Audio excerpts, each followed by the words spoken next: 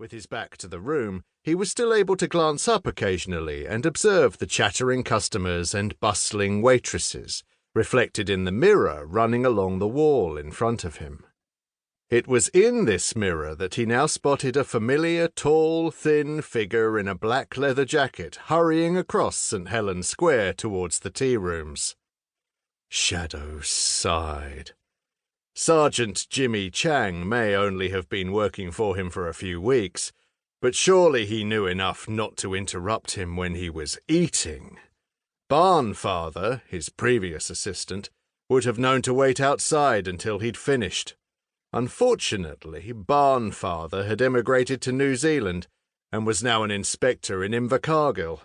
The joke back at the station was that as Antarctica didn't have a police force, it was the furthest he could go to get away from Shadow. It wasn't so much that Shadow was a difficult man, more a man of contradictions. He loved food, but hated to cook. He shunned the company of others, including his colleagues, but often noticed the smallest detail regarding those around him. For example, he did not know the name of the petite, dark-haired waitress who served him every morning, but he did know that a month ago she stopped wearing her wedding ring. Also, since then, her eyes had acquired permanent dark shadows beneath them. As he predicted, in less than a minute, his new sergeant was swiftly weaving through tables and chairs towards him. With his ready smile, he cheerfully apologized to waitresses along the way before sliding into the seat opposite the inspector. "Morning, Chief," he said brightly, seemingly unaware his arrival was less than welcome. "Sit down, why don't you?" muttered Shadow, biting into a slice of toast. "Unexplained death, sir. Body found first thing this morning," announced the sergeant in a loud, clear voice. The elderly couple at the next table halted their conversation abruptly and turned to stare. Shadow raised his hand to silence his deputy and nodded an apology to his neighbours. He looked at the young man opposite him, so eager and full of enthusiasm. He reminded him of a Labrador puppy he had once owned when he was a boy. As he recalled, the puppy had been impossible to house-train, and he'd spent most of his summer holidays cleaning up his mess. "Sergeant, where are we?" he asked, lowering his voice so it was almost a whisper. The young man frowned slightly as he glanced around. "Betty's, sir." "That's right.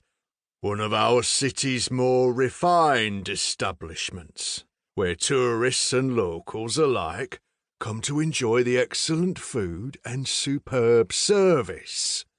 Perhaps they're even here to celebrate a special occasion. What they are not here to do is listen to whatever grisly news you are about to impart. Whoever has been found is already dead. You can wait to tell me about them when we get outside." "Yes, sir," replied Jimmy. Looking a little crestfallen, he leaned forward, his keen dark eyes trying to peer at the crossword. The chief inspector promptly folded the newspaper with a glare. It was bad enough Jimmy spoiling his breakfast, without interfering with 10 across, too.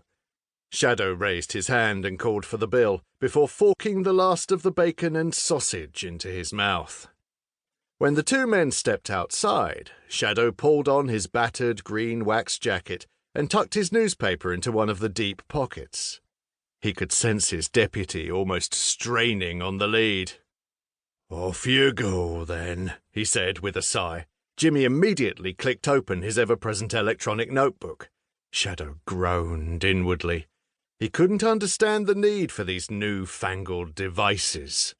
What was wrong with using the old paper notebooks? They cost next to nothing, and they never needed to be recharged. Jimmy cleared his throat and began to read. "Faye Lawton, 19 years old, female, Caucasian." Shadow rolled his eyes. "Just say white. We're not American, and I can tell she's female if she's called Faye." "Yes, sir," Jimmy continued, unperturbed. "No